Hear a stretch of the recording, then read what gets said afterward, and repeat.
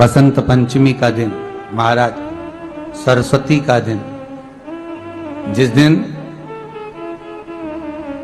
जो बच्चा पढ़ने में कमजोर होता है उसके हाथ से बसंत पंचमी के दिन सरसों के 31 फूल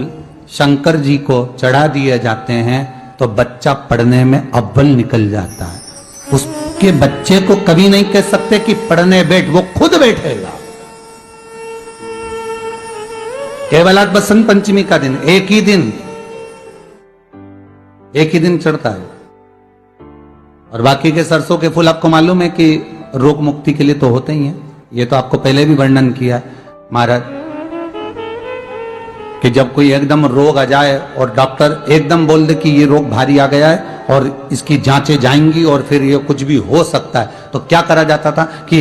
108 सरसों के फूल लाकर तुरंत शंकर भगवान को चढ़ाए जाते थे महाराज। तो चढ़ाने के बाद में रिपोर्ट अच्छी आती है। ऐसा नियम है। कहीं ठेका, कोई ठेकेदारी करते हैं ना, जो ठेका भरते हैं कि भाई मेरा टेंडर आना चाहिए, मेरा ये काम होना चाहिए, मेरी मल्टी बनना चाहिए, या मेरा ये काम के लिए जा रहा हूं, ये काम फतेह होना चाहिए, उसके सबके हाथ पैर जोड़ने से अच्छा एक काम करो, बस 108 सरसों के फूल उठाओ, शंकर जी का उद्धतेश्वर महादेव का नाम लिखो और छोड़ दो, शिव जी के ऊपर एक एक कर चढ़ा दो, वो ठेका तुम्हें ही मिलेगा,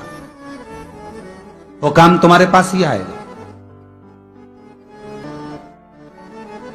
सरसों का पुष्प समर्पित किया, भगवान शिव आनंद की राशि है हमारी।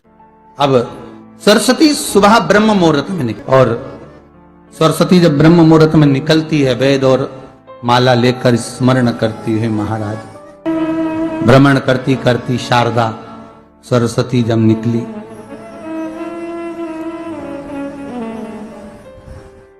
शिव महापुराण की कथा कहती है और गर्ग संहिता कहती है, जैसे जैसे सूर्य का प्रकाश तीव्र होते चले जाता है, सरस्वती उस प्रकाश में आनंद बिखरती हुई, वीणा के स्वर देती हुई माता सरस्वती गाती गाती पितरों के समय से पहले ही आलोक हो जाती, आलोक हो जाती। जैसे ब्रह्मा जी की धर्म पत्नी सावित्री नित्य स्मरण करने में, भगवान की सेवा में तत्पर रहने वाली है, और ब्रह्मदेव सृष्टि की रचना करते समय ज्ञात करते हैं कि सावित्री मेरे साथ होने के बाद भी ये सृष्टि की रचना नहीं होती, तब ब्रह्मदेव सरसों का जो फूल होता है 108 सरसों के पुष्प से भगवान शंकर का श्रृंगार किया जाता है या शिव को समर्पित किया जाता है।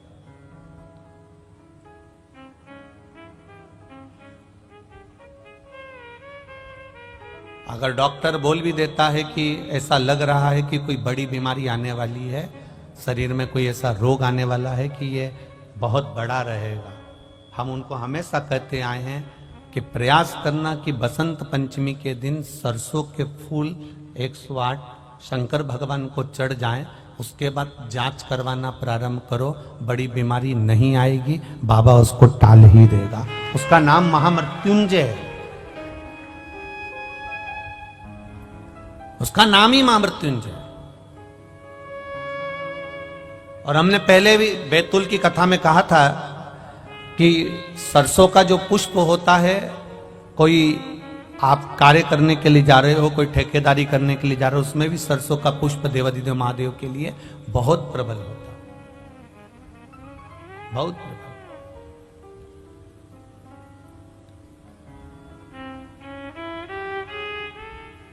महाराज शंकर भगवान पर चढ़ाना प्रारंभ कर दो। महाराज ये पक्का है कि वर्ष भर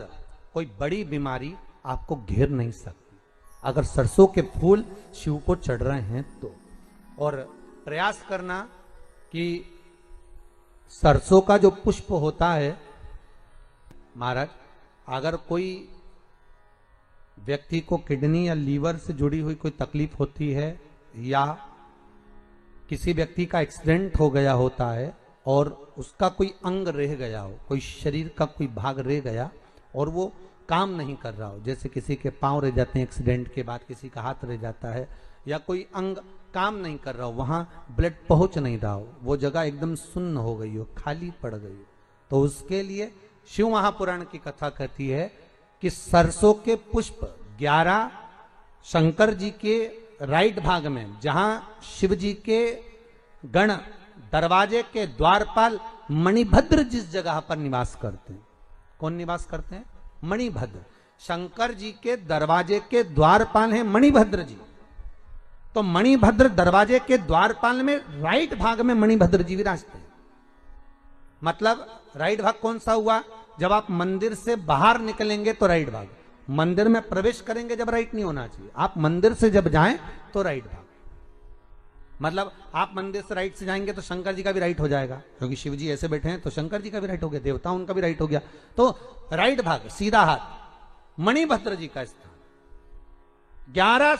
सरसों के पुष्प मणिभद्र के उस द्वार पर आप रख दीजिए,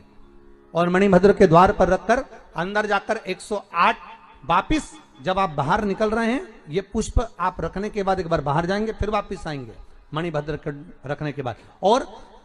अंदर जाकर 108 सरसों के पुष्प शंकर को समर्पित करेंगे महाराज। उस सरसों के पुष्प जो शिव जी को आप समर्पित कर रहे हैं उसको वापिस लेकर आएंगे, श्री शिवाय नमस्तुभ्यम बोलकर उस सरसों के पुष्प को महाराज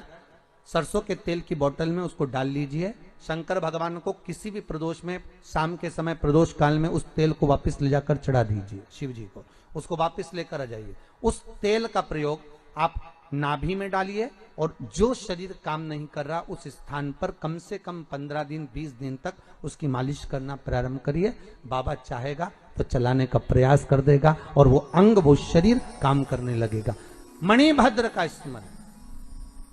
श्री शिवाय नमस्तुभ्यम, सब बोलिए एक बार जमकर, श्री, अरे पहले बोल दिया, हमारे साथ तो बोलो, श्री शिवाय नमस्तुभ्यम। भगवान शिव के मंत्र का स्मरण कर करते सरसों का जो पुष्प है उसमें आनंद